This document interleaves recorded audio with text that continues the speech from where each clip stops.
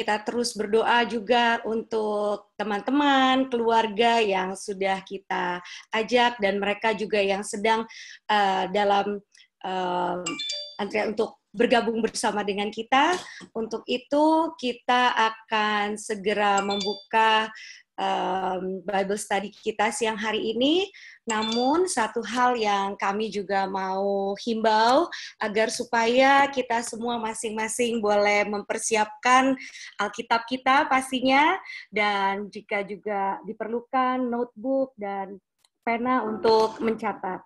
Dan kami juga sudah memberikan nomor telepon apabila ada di antara kita yang hadir di sini rindu untuk mendapatkan Bible study yang lebih lanjut dan juga pelayanan, counseling, atau kita berdoa bersama, sudah terdapat di chat. Namun saya boleh sebutkan kembali di 0896 3841 0896 3841 1655. Marilah kita memulai Bible study kita, maka doa buka akan dibawakan oleh Frederick. Edik. Oke, mari kita berdoa. Ya Tuhan Allah Bapa kami dalam kerajaan surga, terima kasih atas begitu limpah berkat yang Kau sudah berikan kepada kami, sudah menyertai kami sepanjang hari ini, menjaga dan menyertai kami. Tuhan, pada siang hari ini kami juga bersyukur kami dapat berkumpul melalui teknologi yang Tuhan sudah berikan bagi kami, walaupun sekarang kami dalam kondisi pembatasan sosial, kami belum bisa berkumpul bersama-sama dengan saudara-saudara seiman kami, namun Tuhan masih memberikan kami jalan untuk belajar bersama-sama lebih banyak lagi akan firman-Mu ya Tuhan. Kiranya siang hari ini Engkau memberkati pembicara, menuntun pelajaran kami, dan juga kiranya Roh Kudus menuntun hati dan pikiran kami, membukakan kami akan pengertian dengan lebih banyak akan kebenaran yang Tuhan berikan. Bantu kami untuk mendengarkan bisikan Roh Kudus ya Tuhan, agar kami bukan hanya memiliki pengetahuan, namun juga kami dapat menghidupkannya di dalam kehidupan kami sehari-hari. Ampunilah kami dari dosa dan salah kami yang begitu banyak ya Tuhan, dan jauhkanlah kami dari kesombongan rohani. Di dalam nama Yesus Kristus, Juru Selamat kami. Amin. Amin. Terima kasih, Edik. Oke, Pastor Roy, kita akan segera mulai. Baiklah, selamat siang saudara-saudara sekalian. Selamat siang. Kita bersyukur bahwa kita masih bisa berkumpul lagi bersama-sama saat ini untuk melanjutkan pelajaran-pelajaran dari firman Tuhan yang sejauh ini kita sudah pelajari, ya saudara-saudara. Kita akan melanjutkan pelajaran-pelajaran ini. Senang bahwa kita masih bisa bersama-sama, ya saudara-saudara. Dan saat ini kita akan membuka firman Tuhan, ya, sebagaimana yang kita telah lakukan selama ini.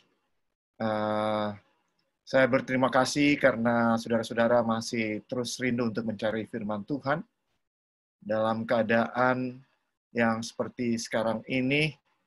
Ya, saudara-saudara, mari kita sekali lagi tunduk kepala dan kita akan berdoa. Ya. Ya Tuhan Allah yang bertakhta di dalam kerajaan surga, sekali lagi kami datang menghadap Engkau, memohon bantuan Tuhan, perlindungan Tuhan, khususnya saat ini kami akan membuka sabda-Mu yang suci. Tuhan, tolong kami agar kami bukan saja mempunyai pengetahuan tentang firman-Mu, tapi lebih daripada itu ya Tuhan, kami bisa memiliki karakter seperti Engkau ya Tuhan.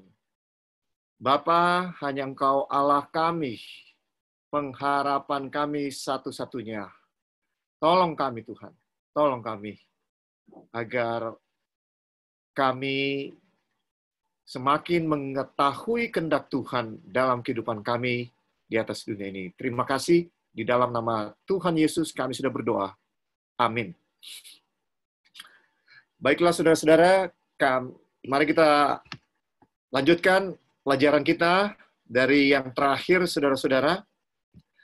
Pelajaran kita sehubungan dengan penghakiman, ya saudara-saudara, bahwa saya dan saudara akan menghadapi suatu masa yang dimana kita ini di akhir zaman akan dihakimi, ya. Dan sesudah penghakiman itu terjadi, saudara-saudara, maka Tuhan akan datang, ya. Sebelum penghakiman itu terjadi, maka Tuhan belum akan datang, ya, saudara-saudara. Jadi harus terjadi penghakiman dulu sebelum Tuhan datang. Kalau saudara perhatikan 4 perumpamaan yang ada di dalam Matius 24 dan Matius 25, yang pertama, hamba yang setia dan jahat, ya. Hamba yang setia dan bijaksana versus hamba yang jahat, ya. Mereka sama-sama pada awalnya, tetapi ada satu titik ketika tuannya datang, maka terjadi pemisahan, maka akan kelihatan mana hamba yang setia dan bijaksana. Sedangkan hamba yang jahat akan ketahuan waktu Tuhan itu datang. Jadi kita bisa katakan sebelum Tuhan datang, ada pemisahan, ada penghakiman. Ya, jadi kata penghakiman itu maknanya adalah pemisahan. Karena tujuan daripada penghakiman itu adalah untuk memisahkan. Ya, yang mana lalang, yang mana gandum. Ya, saudara-saudara.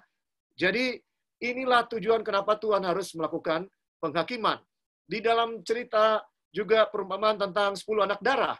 Awalnya mereka kelihatan sama, menantikan kedatangan Tuhan. Tetapi sebelum Tuhan datang, ya, mereka kelihatan sama.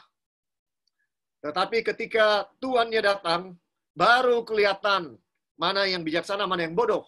Ya, yang bijaksana masuk bersama dengan tuannya ke dalam pesta pernikahan, sedangkan yang bodoh tinggal, ya, di luar, dan waktu mereka sampai, sesudah mereka membeli minyak, maka waktu mereka sampai, mereka sudah terlambat, ya, tidak bisa lagi masuk.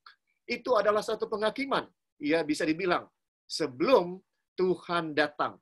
Kemudian ketika perumpamaan tentang talenta, ya, yang menerima 5 dan 2 mengerjakan tugas mereka untuk menghasilkan 5 talenta lagi dan 2 talenta lagi. Sedangkan yang satu tidak menghasilkan apa-apa. Ya, saudara-saudara.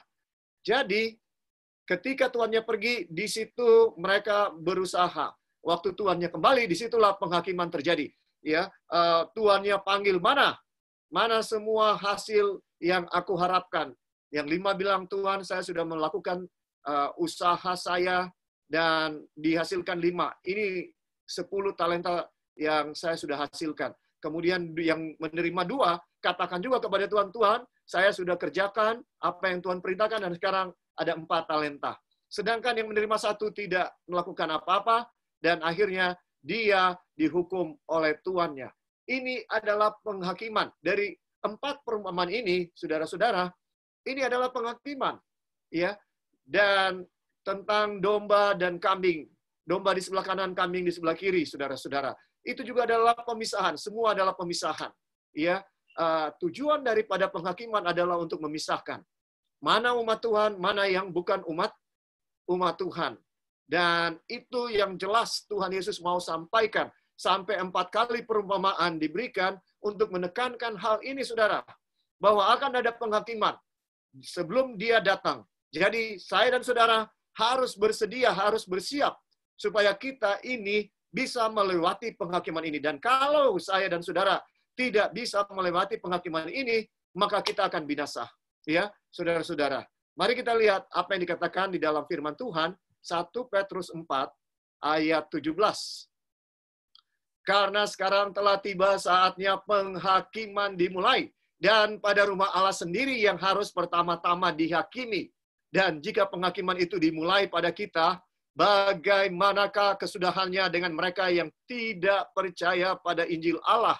Saudara dengarkan, Rasul Petrus berkata bahwa sekarang telah tiba saatnya, apa katanya? Penghakiman dimulai. Dan pada rumah Allah sendiri yang harus pertama-tama dihakimi. Ya, saudara-saudara, jika penghakiman itu dimulai daripada orang yang percaya, rumah Allah menggambarkan umat-umat Tuhan, ya. Dimulai dari umat-umat Tuhan. Dimulai pada kita, bagaimanakah kesudahannya dengan mereka yang tidak percaya pada Injil Allah? Ya, mereka yang tidak percaya kepada Injil Allah tentunya tidak akan mendapatkan keselamatan. Ini adalah pertanyaan yang tidak perlu dijawab. Jelas, ini satu pertanyaan yang tidak perlu dijawab karena jawabannya sudah sangat jelas. Itu yang saya bisa katakan, saudara-saudara.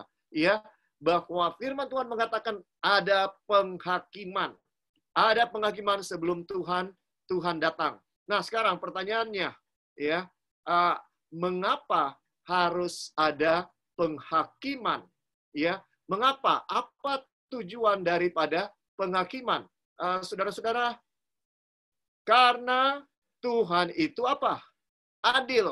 Ya, kata penghakiman yang tadi kita baca di dalam 1 Petrus 4 ayat 17, di dalam pertama kali di dalam Alkitab, ya, kata penghakiman itu muncul di dalam Kejadian 18 ayat 19.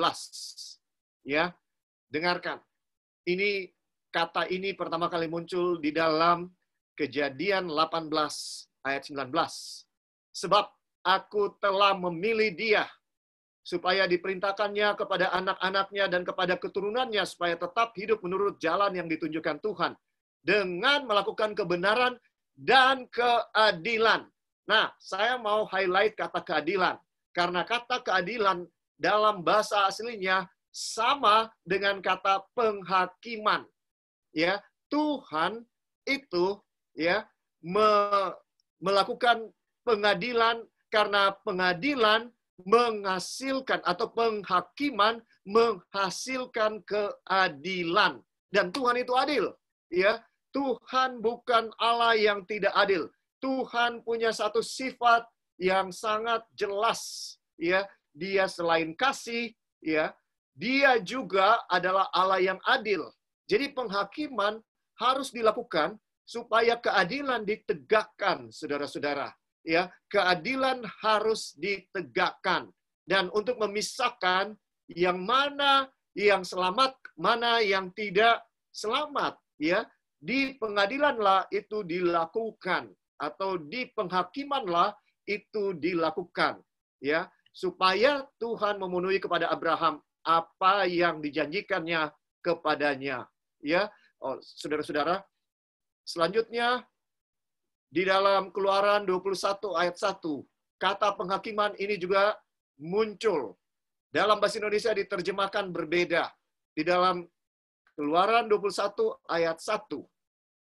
Saya menampilkan ayat-ayat ini supaya kita punya pemahaman tentang penghakiman itu tidak sempit.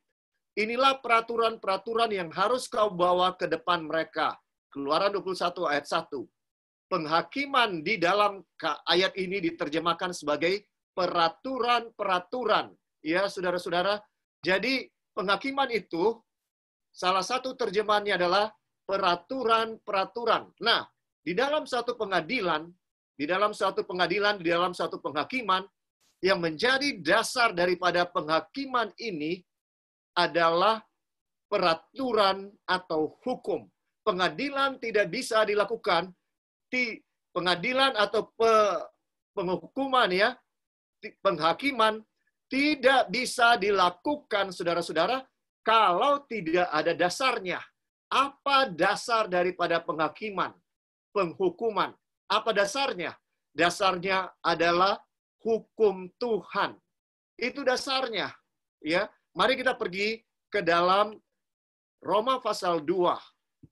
Ini bukan pendapat saya, saudara-saudara, tapi ini yang dikatakan di dalam Roma pasal 2. Mari kita buka Roma pasal 2, mulai ayat 13.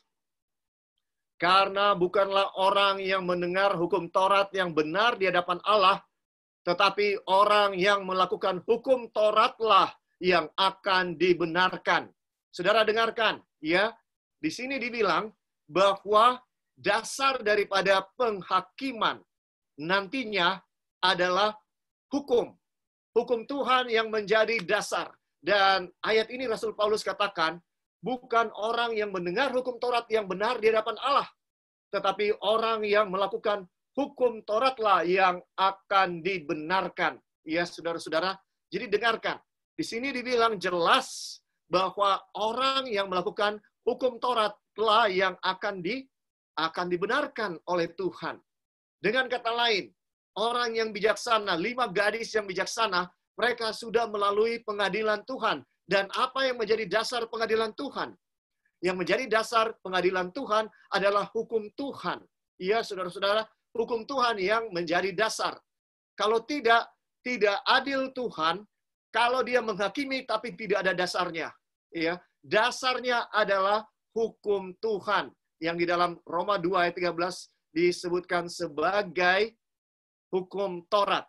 Ya, saudara, hukum Taurat ini maknanya luas, ya, sangat luas maknanya. Di dalam kamus Alkitab Bahasa Indonesia, ya, di dalam kamus Alkitab Bahasa Indonesia disebutkan Taurat itu artinya adalah peraturan Tuhan, hukum-hukum Tuhan yang diaplikasikan pertama-tama kepada 10 perintah Allah, kepada 10 hukum Allah, kemudian diterapkan kepada semua hukum-hukum yang lain yang ada di dalam kitab Taurat, yaitu Kejadian, Keluaran, Imamat, Bilangan, dan Ulangan. Jadi saudara-saudara, ini jelas bahwa ya yang dimaksud untuk menjadi dasar daripada penghakiman, jelas itu adalah 10 hukum, ya, atau hukum-hukum yang ada di dalam kitab Taurat. Walaupun tidak semua hukum itu, tetapi intinya adalah 10 hukum. Dari mana saya bisa katakan seperti itu? Saya punya dasarnya. Ya, saudara-saudara, apa yang menjadi dasarnya? Mari kita lihat perkataan Tuhan Yesus langsung. Suatu kali Tuhan Yesus syukur karena ada yang bertanya ini kepada Tuhan Yesus. Jadi kita tidak dibiarkan di dalam kebimbangan, ya. Yaitu orang yang bertanya kepada Tuhan Yesus mengatakan, Tuhan, hukum manakah yang terutama? Di dalam Matius pasal 22. Mari kita baca mulai ayat 37. Matius 22, ya. Di dalam ayat 36 lebih dulu saya baca, Guru, hukum manakah yang terutama dalam hukum Taurat? Jawab Yesus kepadanya, kasihilah Tuhan Allahmu dengan segenap hatimu, dan dengan segenap jiwamu, dan dengan segenap akal budimu. Itulah hukum yang terutama dan yang pertama.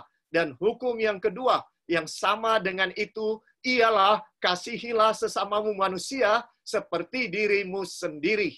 Pada kedua hukum inilah tergantung seluruh hukum Taurat dan kitab para nabi. Jadi saudara dengarkan, ya, apa yang menjadi dasar daripada penghakiman Tuhan? Kasih kepada Allah dan kasih kepada sesama apa? Manusia. Itu yang menjadi dasar. Itu adalah kesimpulan dari 10 apa? 10 hukum. 4 hukum yang pertama di dalam 10 hukum adalah kasih kepada Allah. Mengapa harus yang pertama kasih kepada Allah, saudara? Oleh karena Allah itu sumber kasih. Kalau saya dan saudara mengasihi Allah, maka otomatis kita akan mengasihi sesama manusia. Tapi kalau kita tidak mengasihi Allah, ya saudara-saudara, maka akan sulit bagi kita untuk mengasihi sama manusia. tapi saudara mungkin berargumen. Ya, banyak orang tidak percaya kepada Tuhan, ya. Mereka tidak percaya kepada Tuhan, pendeta, tapi mereka sangat baik. Mereka sangat mengasihi sesama. Saudara, saya punya jawabannya. Ya, apa jawabannya? Mari kita kembali kepada Roma pasal 2. Ya, jawabannya ada di dalam Roma pasal 2. Saya sangat mengerti bahwa ini pertanyaan yang sangat logis, ya, karena kita bisa melihat bahwa banyak orang yang ateis atau tidak beragama, ya, mereka itu baik-baik, sangat manusiawi, sangat humanis, bisa dibilang. Tapi ini jawabannya ada di sini, saudara-saudara. Ya, di dalam Roma 2 ayat 14. Sesudah ayat 13 tadi, sekarang ayat 14. Apabila bangsa-bangsa lain yang tidak memiliki hukum Taurat oleh dorongan diri sendiri melakukan apa yang dituntut hukum Taurat, maka walaupun mereka tidak memiliki hukum Taurat, mereka menjadi hukum Taurat bagi diri mereka sendiri.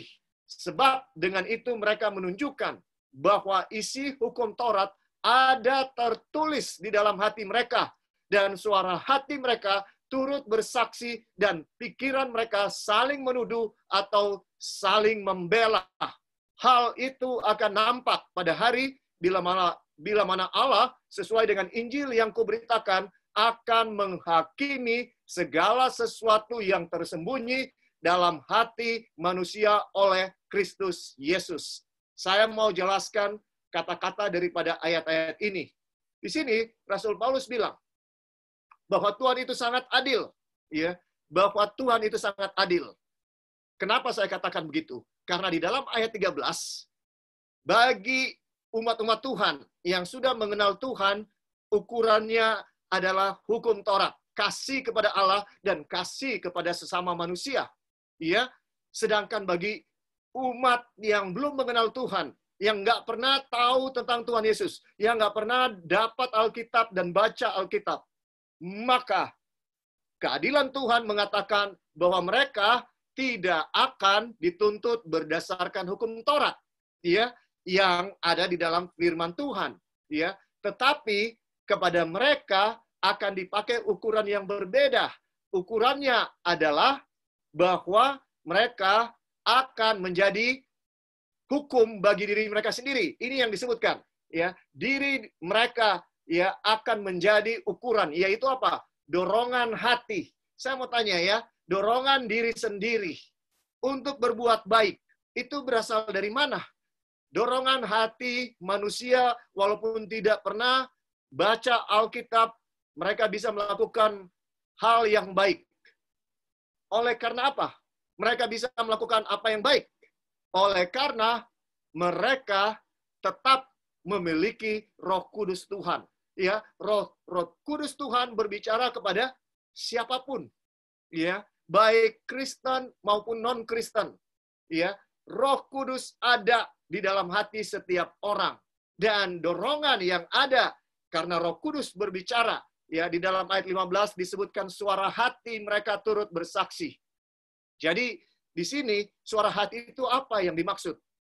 Suara hati mereka adalah bisikan Roh Kudus yang disampaikan ke dalam mereka. Walaupun mereka tidak kenal Tuhan Yesus, tetapi mereka tahu bahwa mereka harus berbuat baik. Mereka bisa mengasihi sesama, ya, suku-suku terasing yang tidak pernah didatangi misionaris Kristen. Mereka bisa dengan jujur hidupnya. Mereka nggak melakukan yang jahat. Mereka melakukan yang baik. Walaupun mereka tidak pernah kenal kebenaran. Walaupun mereka tidak pernah disampaikan tentang Yesus. Misionaris Kristen tidak ada yang sampai ke sana. Berdasarkan Roma 2, maka mereka akan diselamatkan. Kalau mereka mengikuti dorongan yang baik daripada Roh Kudus. Ya, saudara-saudara, mereka, ini keadilan Tuhan buat mereka. Ya, Tuhan itu sangat adil. Ya, betul bahwa banyak orang Kristen menekankan hanya dalam nama Yesus kita diselamatkan. Berdasarkan Kisah 4 ayat 12. Tapi saya perlu menjelaskan sesuatu, saudara-saudara. Mari kita pergi kepada Kisah 4 ayat 12. Di mana sering digunakan untuk menyatakan bahwa hanya orang Kristen yang akan masuk surga. Dan keselamatan tidak ada di dalam siapapun juga selain di dalam Dia. Yang dimaksud di sini adalah Yesus. Sebab di bawah kolong langit ini tidak ada nama lain yang diberikan kepada manusia yang olehnya kita dapat diselamatkan. Saudara, ayat ini sering digunakan untuk mengatakan bahwa hanya yang percaya kepada Yesus yang akan masuk ke dalam kerajaan surga. Tetapi saudara, ayat ini dikatakan kepada orang yang sudah pernah dikabarkan tentang Yesus. Yaitu kepada, kalau kita lihat konteksnya, kepada orang Yahudi yang sampai saat itu masih terus menolak kepada pekabaran bahwa Yesus adalah Mesias. Jadi mereka sudah disampaikan kebenaran tentang Yesus sebagai Mesias, tapi mereka terus menolak. Ya, bagi mereka ayat itu berlaku. Tetapi kepada orang yang belum pernah mendengar kebenaran Tuhan, ya, maka yang berlaku adalah hati nurani mereka. Apa yang dibilang oleh Roh Kudus dalam hati mereka dan mereka turuti sehingga mereka jadi baik. Jadi jelas ya saudara-saudara bahwa penghakiman Tuhan itu adil, bahwa Tuhan tidak akan menghakimi setiap orang berdasarkan ya satu ukuran yang sama, tidak. Tapi Tuhan sesuai dengan keadilannya menghakimi orang berdasarkan ya sesuai dengan apa yang mereka sudah dapatkan sehubungan dengan terang atau kebenaran yang mereka sudah dapatkan. Jadi orang yang benar adalah yang melakukan, bukan yang mendengarkan kebenaran, tapi yang melakukan. Walaupun kelihatan dia sedikit, yang dia tahu kebenaran, tapi dia lakukan, maka dia akan diselamatkan. Tapi begitu banyak orang yang punya pengetahuan yang banyak, tetapi tidak melakukan, maka ukurannya dia tidak akan selamat. Dari mana kita tahu konsep ini? Di dalam perumpamaan tentang talenta ini dijelaskan dengan baik. Ya, yang satu terima berapa? 5. Yang satu terima berapa? 2. Yang satu hanya menerima 1 talenta. Ada yang punya kemampuan 5. Ada yang punya kemampuan 2. Ada yang mempunyai kemampuan 1.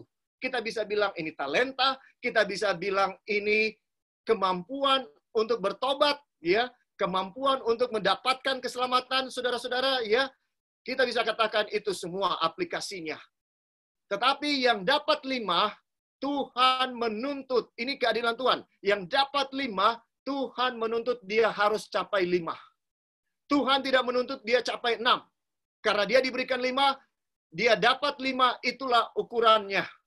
Yang 2, ya, Tuhan tidak menuntut 3, lebih dari kemampuannya. Tidak, dia hanya dituntut 2. Dan yang 1, Tuhan sebenarnya hanya menuntut apa? 1. Tidak 5, tidak 2. Jadi itulah keadilan Tuhan, saudara-saudara. Bahwa dalam hal keselamatan Tuhan itu sangat adil. Kalau saya dan saudara sudah dituntun jadi orang Kristen, jangan pernah lagi menyangkal iman Kristen kepada Tuhan Yesus. Karena kalau kita menyangkal, ya, maka saudara-saudara kita bisa kehilangan keselamatan ini. Karena apa? Karena kalau saudara sudah mengenal kebenaran, maka kalau kita tidak percaya lagi menolak kebenaran ini, maka itu akan membawa kebinasaan kepada saya dan saudara waktu kita akan dihakimi. Karena kita sudah kenal kebenaran. Jadi ukuran daripada keselamatan, seberapa kebenaran yang kita tahu, yang kita hidupkan. Bukan berapa banyak kebenaran yang kita tahu. Nah, kalau begitu, pendeta, lebih baik saya tidak tahu banyak, pendeta. Nah, ini dia. Sering orang akhirnya mengambil sikap seperti itu. Saya mau tanya, apakah itu sikap orang yang mengasihi Tuhan? Atau mengasihi diri? Tidak mau memberikan yang terbaik untuk Tuhan. Tidak mau. Hanya mau melakukan yang minimal untuk bisa sampai di surga. Orang-orang seperti ini, itu adalah orang yang mendapatkan 1 talenta. ini bukan orang yang bijaksana, tapi ini orang yang bodoh. Ya, saudara-saudara, apakah kurang kasih karunia dalam hidup saya dan saudara? Kita ini harusnya berdoa seperti pemazmur. Karena sudah begitu besar merasakan kasih karunia dari Tuhan. Seharusnya kita berdoa, bagaimana dapat kubalas segala kebaikan-Mu Tuhan. Seharusnya itu doa saya dan saudara setiap hari. Bagaimana saya dapat membalas kebaikan-Mu Tuhan. Tapi kalau kita merasa tidak diberkati, kalau kita tidak merasakan kasih karunia Tuhan yang luar biasa dalam hidup kita, itu sebabnya kita seperti orang yang menerima 1 talenta, adanya selalu mengeluh dan mempersalahkan Tuhan. Mari kita pergi di dalam Matius 25 untuk melihat bagaimana si orang yang ketiga kita bisa sebutkan ini. Karena dia orang yang ketiga yang mendapatkan talenta di dalam Matius 25. Mari kita lihat kata-katanya ya. Ketika Tuhan datang dan mengadakan penghakiman, pengadilan kepada yang mendapatkan 1 talenta. Ya, saudara-saudara, dengarkan kata-katanya. Kenapa dia tidak melakukan ya apa yang Tuhan suruh. Dengarkan di dalam Matius 25 ayat 24. Kini datanglah juga hamba yang menerima 1 talenta itu dan berkata, Tuhan, aku tahu bahwa Tuhan adalah manusia yang kejam, yang menuai di tempat di mana Tuhan tidak menabur, dan yang memungut dari tempat di mana Tuhan tidak menanam. Karena itu aku takut dan pergi menyembunyikan talenta Tuhan itu di dalam tanah. Ini, terimalah kepunyaan Tuhan. Saudara, dengarkan, ya, orang yang menerima 1 talenta ini, dia tidak mau melakukan pekerjaan Tuhan, dia merasa dia tidak punya kesanggupan dan dia mempersalahkan Tuhan. Ya, dia punya pikiran yang salah terhadap Tuhan, yaitu Tuhan manusia yang kejam dan menuai di tempat di mana Tuhan tidak menabur dan yang memungut dari tempat di mana Tuhan tidak menanam. Ya, apakah saya dan saudara mempersalahkan Tuhan bahwa Tuhan tidak baik karena COVID-19? Di mana kebaikan Tuhan? Saudara dengarkan, Tuhan itu baik. Tuhan tidak pernah berubah. Dia sama dulu, sekarang, dan masa akan datang. Dia baik. Jangan pernah bilang bahwa Tuhan kejam. Jangan pernah bilang bahwa Tuhan itu tidak adil. Saudara, itu satu kesalahan yang sangat besar kalau kita berpikir seperti itu. Dengarkan, Tuhan itu baik. Kalau dia memberikan anaknya yang tunggal mati di kayu salib bagi saya dan saudara, apakah dia kurang baik, saudara? Segala harta surga yang terindah dia telah berikan kepada saya dan saudara. Kita berdosa kalau kita katakan Tuhan tidak baik. Saudara, jangan dengarkan bisikan setan. Saya tahu setiap saat setan mau bilang bahwa Tuhan tidak baik kepada saya dan saudara. Buktinya COVID ini tidak hilang-hilang. Buktinya COVID ini terus menghantui. Di mana Tuhan? Banyak orang yang kehilangan iman saat ini karena kehilangan pekerjaan. Banyak orang yang kehilangan iman karena kehilangan kesehatan dan seterusnya. Tapi saya mau bilang saudara-saudara, dalam segala situasi, dalam segala keadaan, jangan pernah kehilangan kepercayaan kepada Tuhan bahwa Tuhan itu baik. Bahwa Tuhan itu baik. Bahwasannya kasih setianya untuk selama-lamanya. Saudara, jangan pernah tergoda untuk berpikir bahwa Tuhan tidak adil, Tuhan kejam. Ya, apalagi mau katakan bahwa COVID-19 adalah Tuhan Sang Pencipta yang membuat. Tidak, saudara. Tuhan tidak pernah menciptakan malapetaka. Kalau dia mau, saudara, ambil nyawa saya dan saudara, dia tidak perlu bikin COVID, nafas hidup dari dia. Dia tinggal hentikan nafas hidup, kita selesai. Ya atau tidak, saudara? Siapa yang membuat semua masalah di atas dunia ini? Yang membunuh manusia dari awalnya. Kalau saudara dengar pelajaran saya sebelumnya, jelas itu adalah pekerjaan siapa?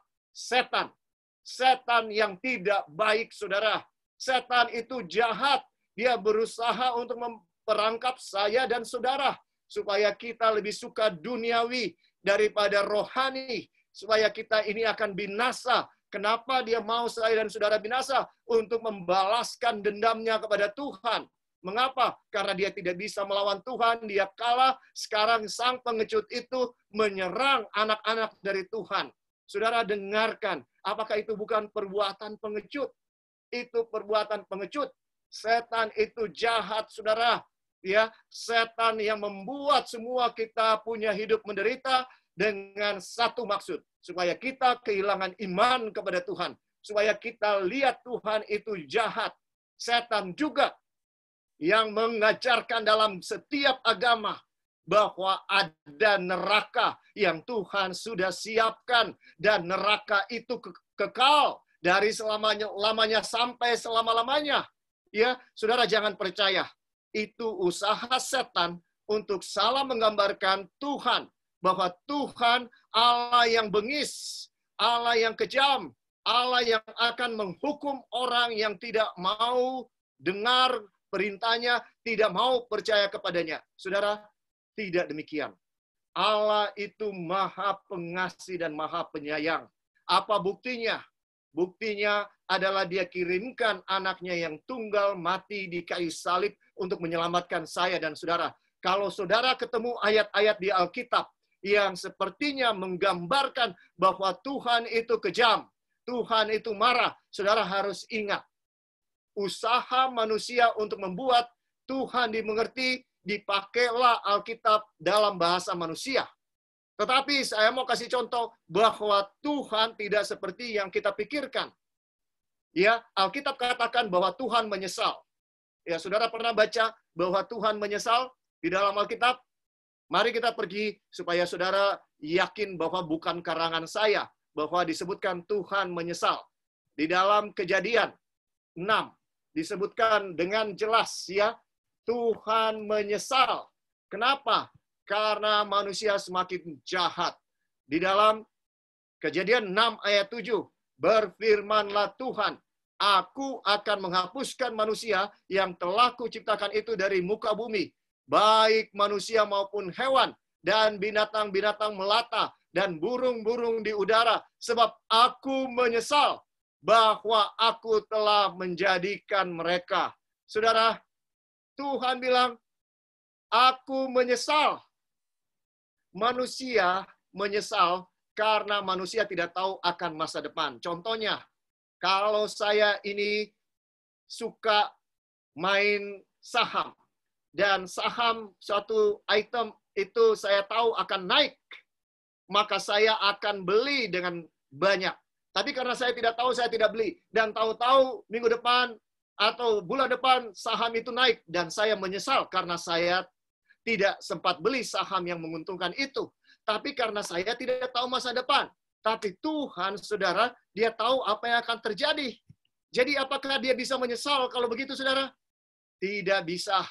Tuhan tahu bahwa manusia akan jatuh ke dalam dosa.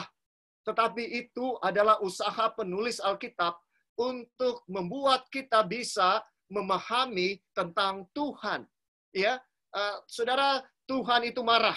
Saya mau tanya, Tuhan itu bisa marah atau tidak? Di Alkitab sering dibilang Tuhan itu marah, maka marahlah Tuhan. Ya, disebutkan seperti itu, saudara. Tuhan itu marah. Apakah Tuhan itu pemarah?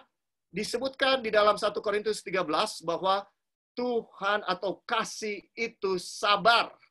Ya, kasih itu murah hati.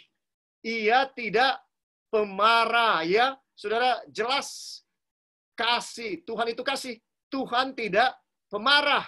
Ya, jelas dibilang. Ya, saudara-saudara, bahwa Tuhan tidak pemarah. Kalau begitu, kenapa Alkitab bilang Tuhan marah? Itu adalah usaha penulis Alkitab untuk menjelaskan sesuatu yang tidak disenangi oleh Tuhan, supaya bangsa Israel jangan buat. Jangan buat, saudara. Itu tujuannya, supaya jangan dibuat. Tetapi Tuhan tidak marah seperti saya dan saudara marah. Ya, Tuhan Yesus pernah marah waktu dia di atas dunia ini. Paling tidak 2 kali dia marah dicatat di dalam Injil. Ketika dia membersihkan bait suci di awal pelayanannya dan di akhir pelayanannya, Tuhan Yesus ya menyucikan bait suci, dan dia disebutkan marah. Tetapi Saudara, dia tidak disebutkan berdosa. Marahnya marah yang suci. Artinya apa? Artinya dia marah bukan karena emosi, sama seperti saya dan saudara sering lakukan. Kita marah karena benci, tapi Tuhan marah karena cinta, karena kasih. Ya, apapun yang Tuhan buat, semua berdasarkan kasih, bukan karena benci. Ya, itu bedanya antara marahnya Tuhan dengan marahnya saya dan saudara. Kita marah karena benci, karena emosi, ya, karena mementingkan diri. Tapi Tuhan tidak memiliki semua dosa-dosa itu atau kecenderungan-kecenderungan berdosa itu. Jadi jangan samakan kita dengan Tuhan. Ya, saudara-saudara, kalau Tuhan disalahgambarkan, itu adalah pekerjaan daripada siapa? Pekerjaan dari setan. Saudara-saudara, ini yang saya mau sampaikan. Jadi, jelas sekarang bahwa Tuhan itu adil, Tuhan itu mengadakan penghakiman. Sebelum kedatangan Yesus yang kedua kali, dia mengadakan penghakiman. Apa tujuannya? Untuk memisahkan mana umatnya, mana bukan umatnya. Itu yang penting. Ya, saudara-saudara, untuk kita ketahui. Dan kalau saya dan saudara bijaksana, mari kita hidup penuh kasih kepada Allah dan penuh kasih kepada apa? Sesama kita. Itu yang harus kita lakukan. Dan saudaraku, bahwa Tuhan tidak pernah memaksa. Tuhan bahkan tidak mau orang pergi ke gereja, berdoa, baca Alkitab, karena ketakutan akan masuk neraka. Tidak, saudara. Ya, banyak orang beragama karena tidak mau masuk neraka. Mereka ini bukan beragama berdasarkan kasih, tapi karena ketakutan. Ya, itulah yang dikatakan oleh Rasul Paulus di dalam Roma pasal 6 ayat 14. Di dalam Roma pasal 6 ayat 14, firman Tuhan berkata, dan ayat ini saya mau jelaskan, karena begitu banyak orang yang salah mengerti ayat ini. Ya, dengarkan. Di dalam Roma 6 ayat 14, sebab kamu tidak akan dikuasai lagi oleh dosa. Karena kamu tidak berada di bawah hukum Taurat, tetapi di bawah kasih karunia. Saudara dengarkan. Kalau saya dan saudara mengasihi Tuhan, kita ada di bawah kasih karunia. Artinya, motivasi kita dalam beragama bukan karena takut masuk neraka. Bukan. Tapi karena Tuhan telah mati bagi saya dan saudara. Kalau kita beragama karena takut masuk neraka, ya, karena takut penghukuman Tuhan, karena takut bisnisnya tidak diberkati oleh Tuhan, ya, karena takut ini dan takut itu. Saudara-saudara dengarkan, ya, kita tidak akan sampai di surga. Kenapa? Karena firman Tuhan bilang penakut tidak akan masuk kemana? Ke surga. Saudara, kita ini beragama oleh karena Yesus telah mati di kayu salib. Nah, ayat ini sering dibilang, ini bukti bahwa dengan matinya Yesus, maka 10 hukum tidak berlaku lagi. Saya mau tanya saudara, ya, dengan matinya Yesus, apakah kasih kepada Allah sudah tidak berlaku lagi? Apakah kasih kepada manusia sudah tidak berlaku lagi? Tolong jawab. Ya, tolong jawab. Saudara nggak harus jawab. Ya, tapi mari kita berpikir, itu yang saya maksudkan. Ya, karena sekarang ini banyak yang bilang, karena Yesus sudah mati di kayu salib, maka 10 hukum tidak berlaku lagi. Itu pendapat manusia, saudara. Tidak ada ayat yang mendukung itu. Tuhan Yesus sendiri berkata, jangan kamu menyangka bahwa aku datang untuk meniadakan hukum Taurat atau kitab para nabi. Ya, Matius 5 ayat 17. Ini kata-kata Tuhan Yesus, bukan kata-kata saya. Bukan kata-kata Rasul Paulus atau rasul-rasul yang lain, tapi Yesus sendiri yang langsung bilang. Dan sebenarnya para rasul pun mendukung. Tetapi ada orang-orang yang salah mengartikan, ya, bukan tugas saya untuk menghakimi. Tugas saya menyampaikan kebenaran, saudara yang hakimi. Apakah ini firman Tuhan? Apakah ini pendapat pribadi saya? Tapi jelas, saudara, mengapa setan menyerang tentang hukum Tuhan. Mengapa? Oleh karena setan mau semua saya dan saudara masuk neraka. Ya, saudaraku, dia tidak mau masuk neraka sendirian. Dia mau ditemenin. Ya, dia seorang pengecut. Dia tidak berani bertanggung jawab dengan semua yang dia perbuat. Oleh sebab itu, saudara, mari kita mengasihi Tuhan dengan segenap apa? Hati kita, dengan segenap akal budi kita, dengan segenap jiwa kita, dengan segenap kekuatan kita. Saudara, itu perintah Tuhan. Kalau kita betul-betul mengasihi Tuhan, maka kita harus menuruti segala perintah Tuhan. Bukan legalis kalau menurut hukum Tuhan. Yesus yang bilang sendiri di dalam Yohanes 14 ayat 15. Jikalau kamu mengasihi aku, turutilah segala apa? Perintah-perintahku. Saudara, dengarkan.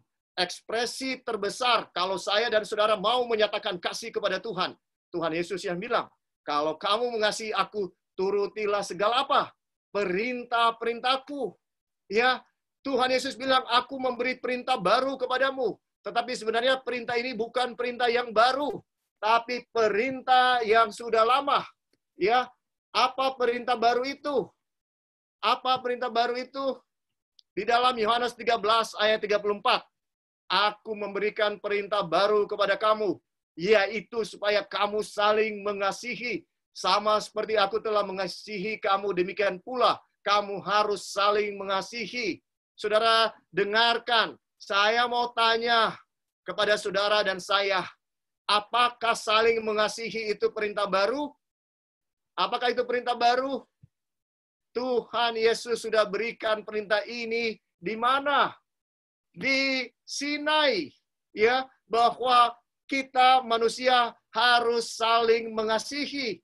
Bagaimana caranya? Hormati orang tua. Betul? Ya, itu caranya kita manusia saling mengasihi. Terus jangan membunuh. Itu kasih kepada sesama manusia. Jangan berzina. Itu kasih kepada sesama manusia. Jangan berdusta. Itu kasih kepada manusia. Jangan mengingini milik barang orang lain. Itu adalah kasih kepada sesama manusia. Jangan mencuri. Itu adalah kasih kepada manusia. Apakah ini perintah yang baru? Enggak ada perintah yang baru sebenarnya, saudara. Ini adalah perintah yang sudah ada dan diulangi oleh Tuhan. Tuhan Yesus itu sama kemarin, sekarang, sampai selama-lamanya.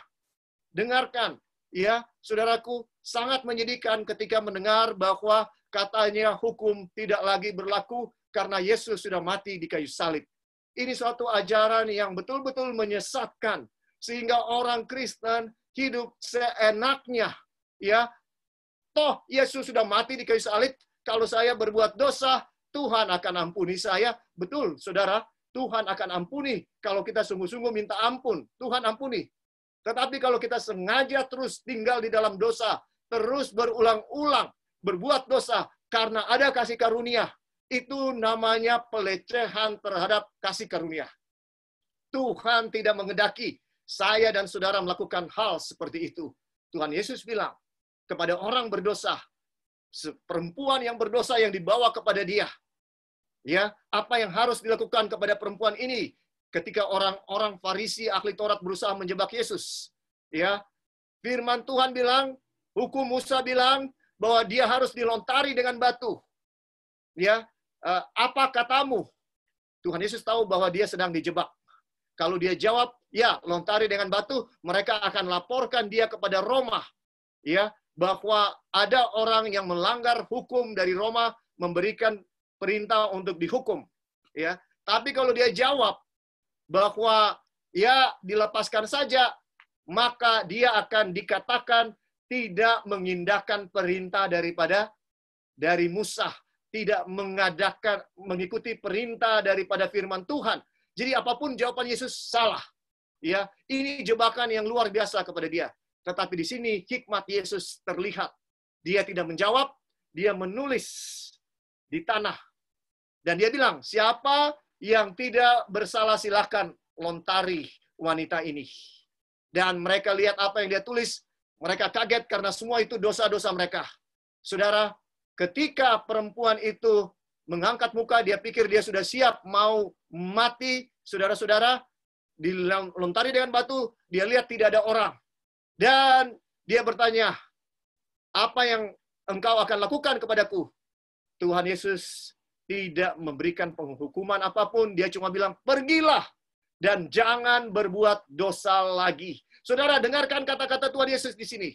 Pergilah, tetapi berbuat dosa lagi? Tidak. Dia bilang, pergilah dan jangan berbuat dosa lagi.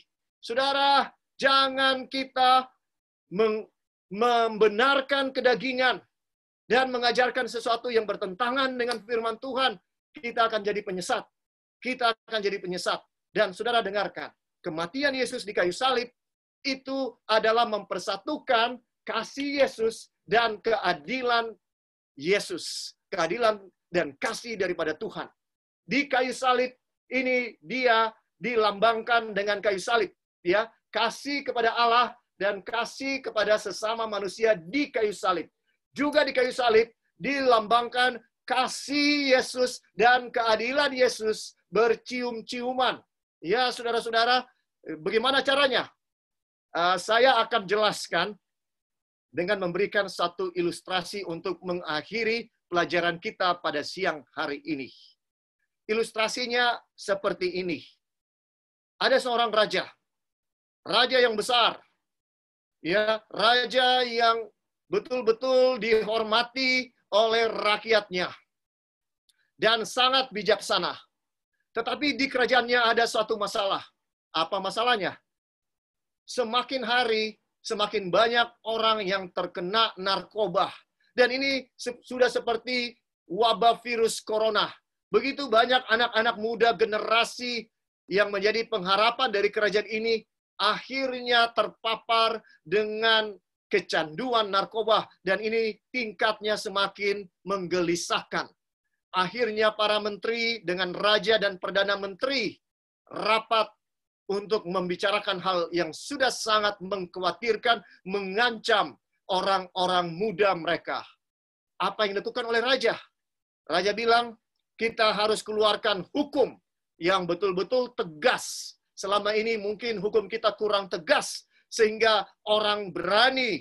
Jadi saya mengusulkan, kita harus berikan hukum yang tegas.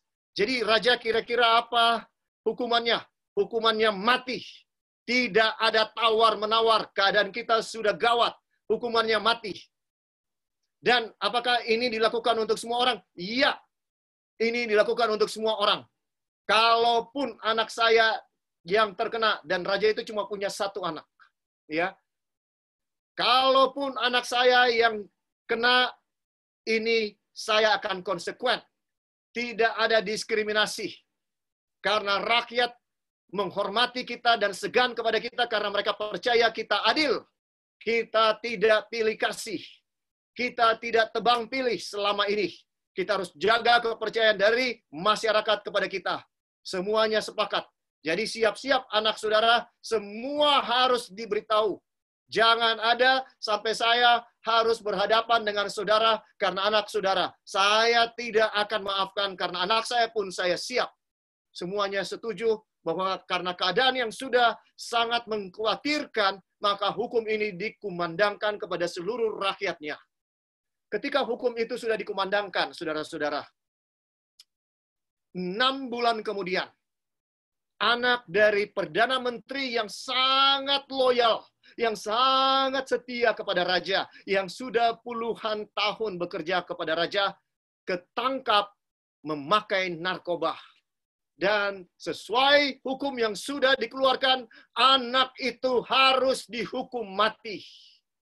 Saudara, Perdana Menteri ini stres luar biasa. Istrinya menangis kepada dia. Suamiku yang tersayang, mohon kepada raja. Mohon kepada raja. Dia harus mendengar engkau. Engkau adalah pembantunya yang paling loyal bertahun-tahun. Masakan dia tidak bisa mempertimbangkan jasa-jasamu. Ya, Tolong selamatkan anak saya yang melahirkan dia. Biarkanlah reputasimu hilang. Yang penting anakmu selamat. Biarkanlah kita harus melarikan diri. Yang penting anakmu selamat. Perdana Menteri ini sangat gundah gulana, sangat gelisah.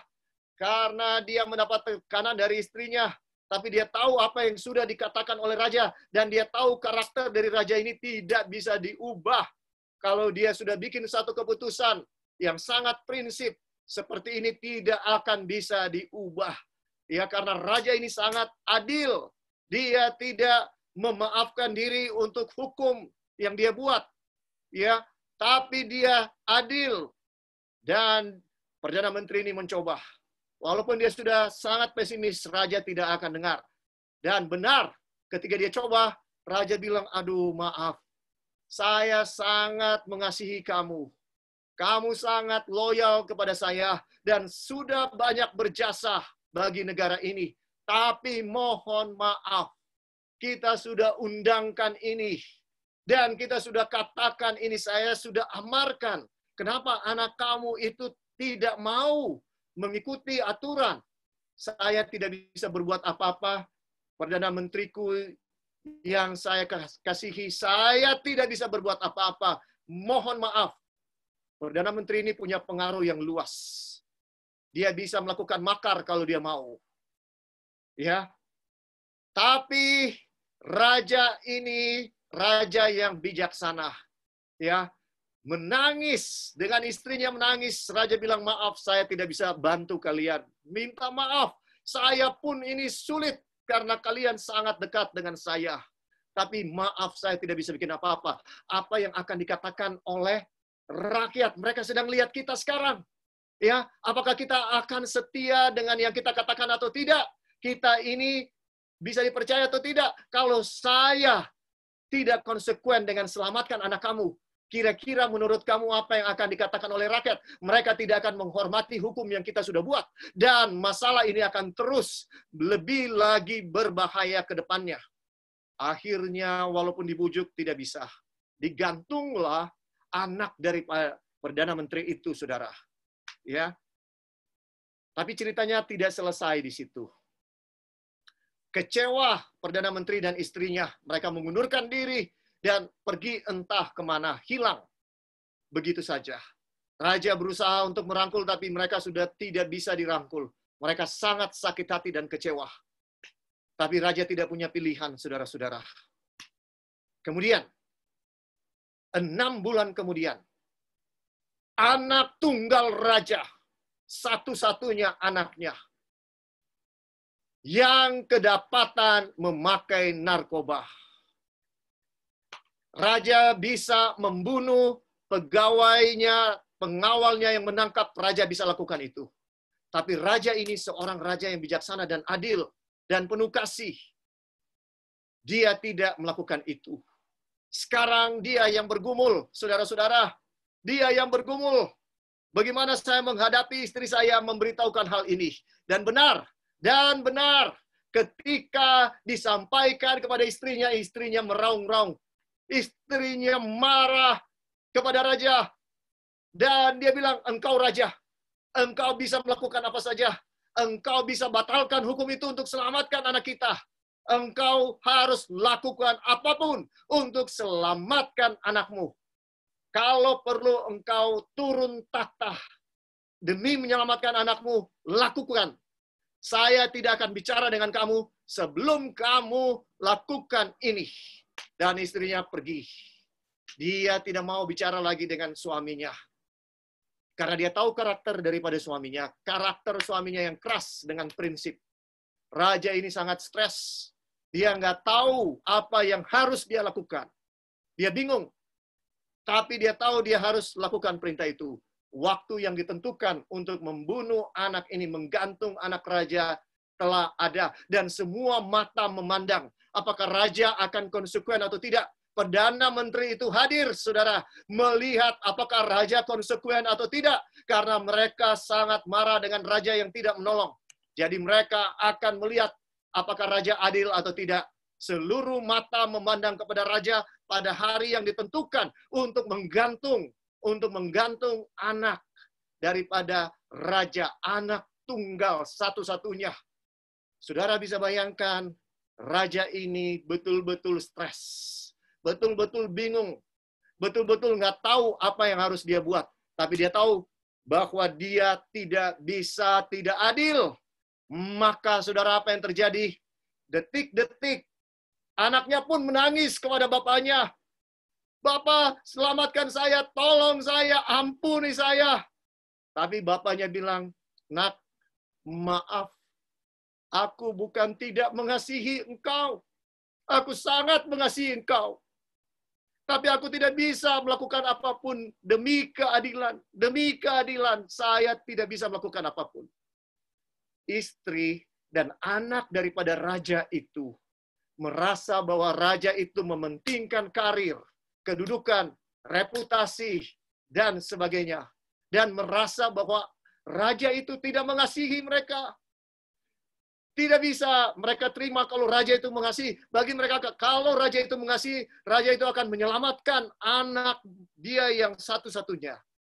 Saudara, pada saat anak itu akan digantung, ya, saudara, apa yang terjadi?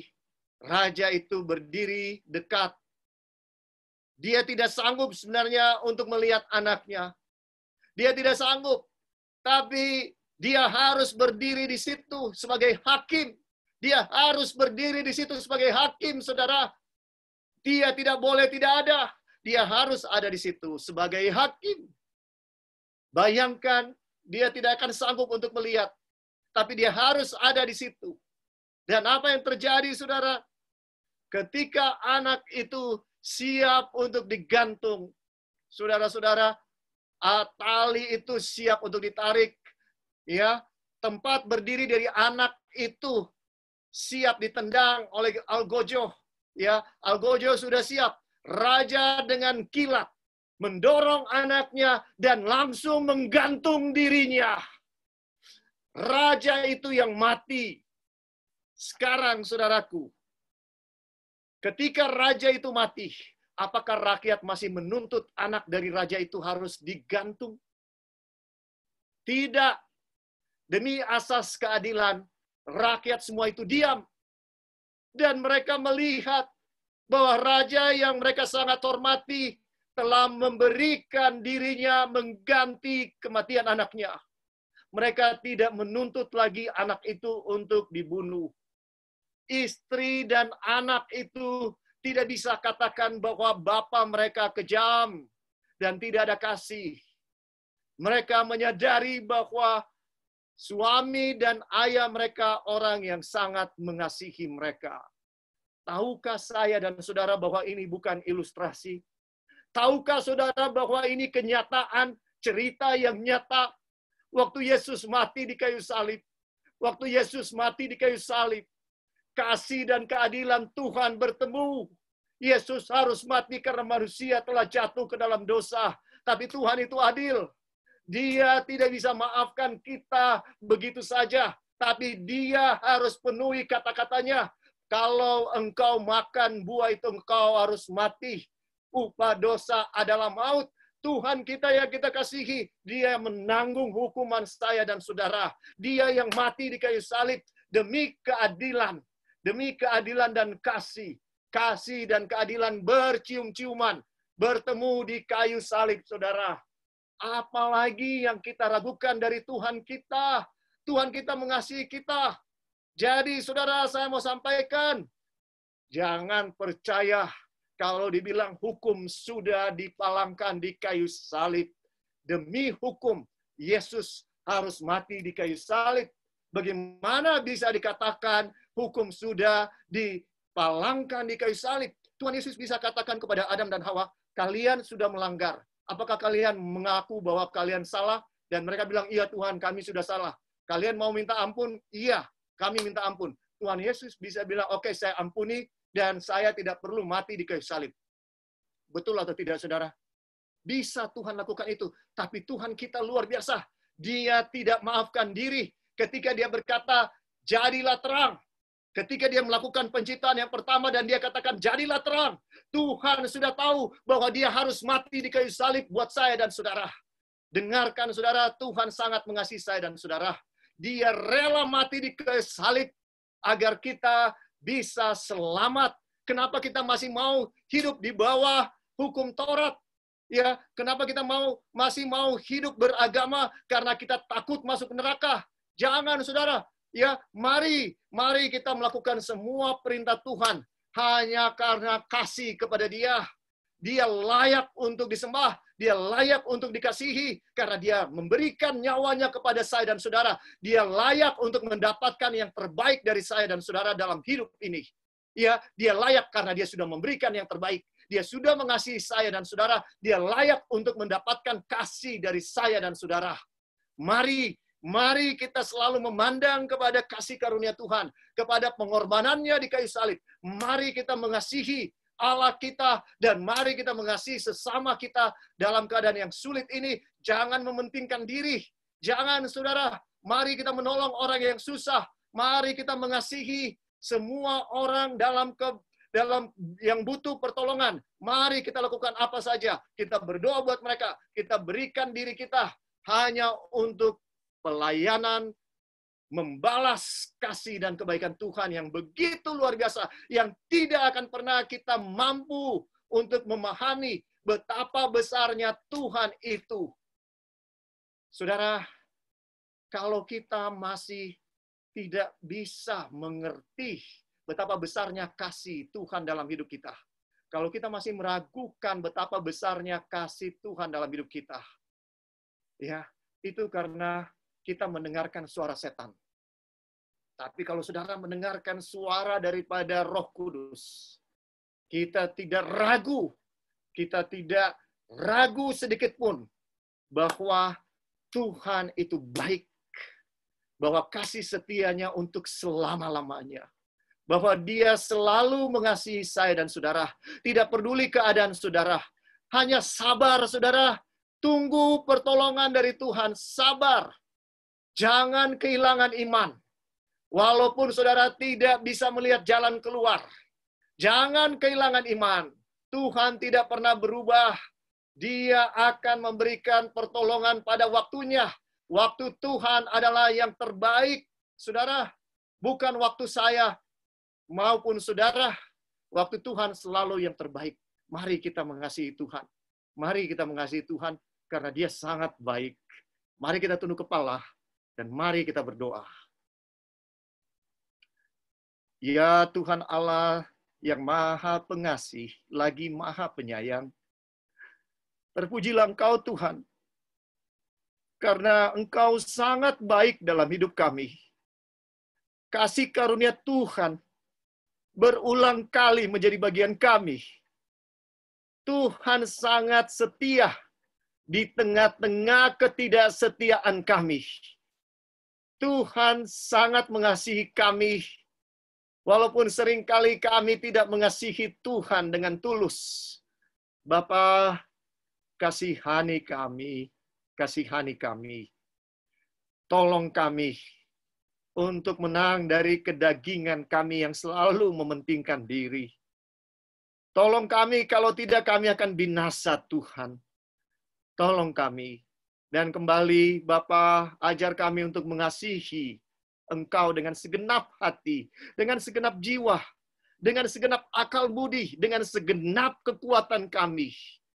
Kembali hamba berdoa untuk semua kami yang mendengarkan secara langsung maupun rekaman. Jamah kami, ubahkan kami, jadikan kami milik-Mu sepenuhnya, dan biarlah kami semakin serupa dengan Engkau di dalam karakter. Tuhan, tolong kami. Dan berkati orang yang mengalami kesusahan saat ini, Tuhan. Baik secara ekonomi, maupun mereka sedang bergumul dengan virus COVID-19 ataupun penyakit apapun.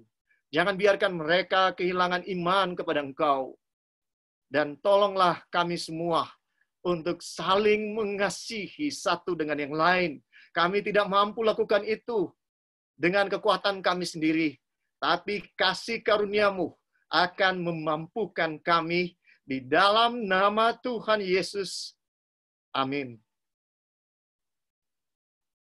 Tuhan memberkati saudara-saudara. Tuhan memberkati. Tetap semangat saudara-saudara. Tuhan memberkati.